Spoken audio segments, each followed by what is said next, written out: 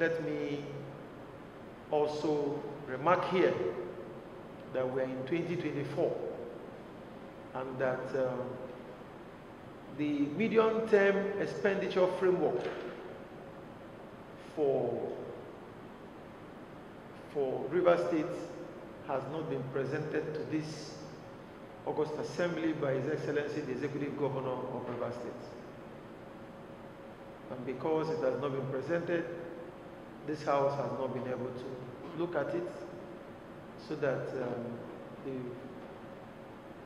performance of the government can be in line with the law. In addition to that, the 2024 appropriation bill is yet to get to this August Assembly. As it stands today, we have not received the medium-term expenditure framework. We have not received the appropriation bill for 2024. It means the state at the moment is operating without a budget approved by this August Assembly in line with the 1999 Constitution as altered. And since this August Assembly was proclaimed, we have not proceeded on recess.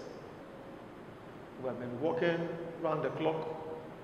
We've gone for workshops, trainings within the states and outside the states, and we have been performing our duties, but we have not had an official recess. And I think that we will need to look at the legislative calendar. The chairman business and rules, you need to update us so that we can take a date for recess.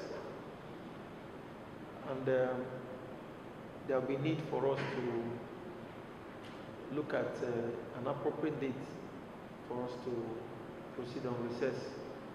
So, but before I do that, there will be need to, I had to take all of this together because they are all related, given that we operate within a legislative calendar.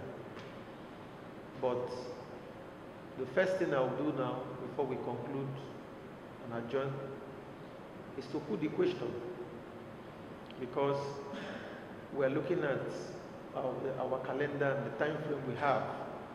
Is it in the opinion of the House that we give the Public Accounts Committee additional time for them to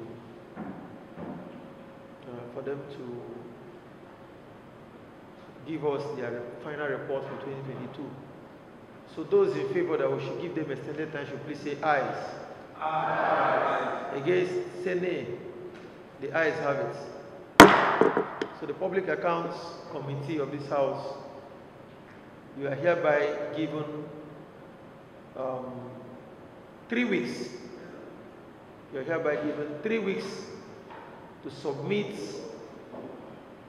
an updated report of the audited accounts of Rivers State for 2022. And we hope that the agencies and extra ministries and extra ministerial departments, which you said you will invite, that you invite them and ensure that the reports to the committee in line with the Constitution as part of our oversight functions. And please present your reports appropriately. Thank you. Distinguished colleagues, further to that, I remarked here that His Excellency the Governor is here to submit the medium-term expenditure framework. He is also here to submit to this August Assembly the appropriation bill for 2024. And we're looking at going on recess. So I want to put it to the House that there is need for us to send an official letter to the Governor informing him of our intention to go on recess, so that we will know how our time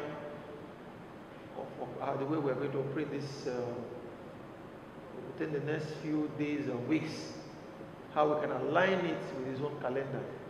So those in favor of writing an official letter to the governor notifying him that the medium-term expenditure framework and the 2024 appropriation bill is yet to be sent to this House should please indicate by raising their hands.